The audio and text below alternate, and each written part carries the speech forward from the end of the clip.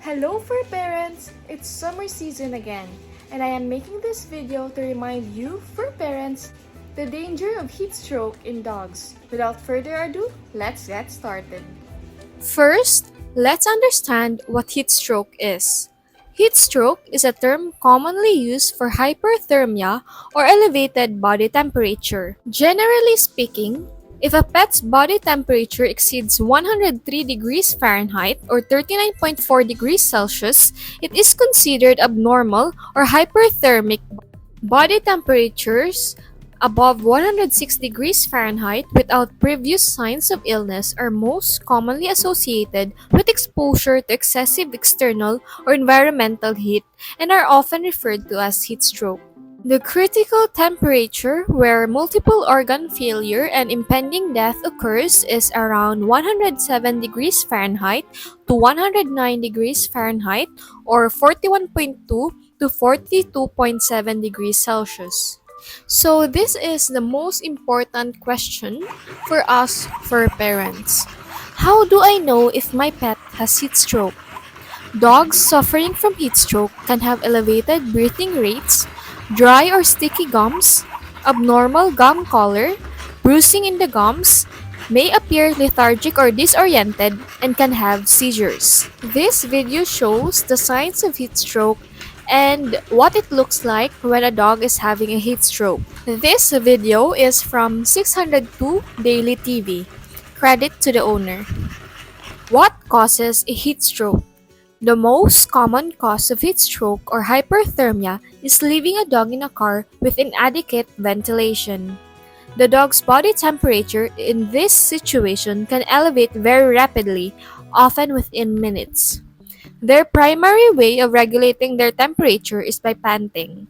It is important to remember that dogs cannot control their body temperature by sweating as humans do. Other common causes of heat stroke include being left in a yard without access to shade or water, being exposed to a hair dryer for extended period of time, excessive exercise during hot temperatures. Dogs with a restricted airway such as brachycephalic breeds or flat-faced dogs such as pugs, boxers, and bulldogs are at greater risk.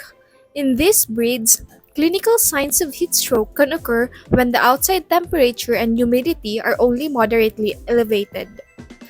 Dogs that are muzzled for any reason can be at greater risk since their ability to pant is restricted by the muzzle. Let's watch together on how they did their first aid on their American bully who had a heat stroke. Hyperthermia is an immediate medical emergency. Safe, controlled reduction of body temperature is a priority. Cool water, not cold, may be poured over the head, stomach, armpits, and feet, or cool cloths may be applied to these areas. If using cool, wet cloths, this should be continually replaced or they will start to retain heat. Ensure a continuous flow of air across the dog to help increase evaporate heat loss until treatment is received at your veterinary hospital. Although of questionable benefit, rubbing alcohol may be applied to the foot pads to dilate pores and increase perspiration. Using ice packs is controversial as they may contribute to reduced blood flow to the skin surface where heat exchange can take place. Intravenous fluids, mild sedation, and low concentration oxygen therapy are also commonly used to treat heat stroke.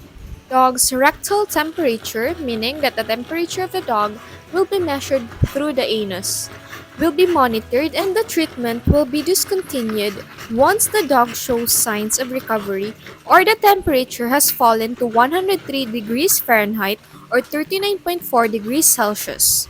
If cooling is not discontinued, then the patient could develop hyperthermia, dangerously low body temperature. The prognosis for heat stroke depends on how high the body temperature elevated, how long the hyperthermia persisted, and what the physical condition of the pet was prior to the heat stroke.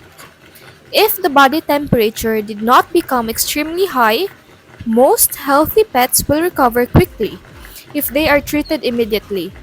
Some pets may experience permanent organ damage or may die at a later date from complications that develop secondarily to the hyperthermia. Pets that experience hyperthermia are at greater risk for subsequent heat stroke due to the damage to the thermoregulatory center.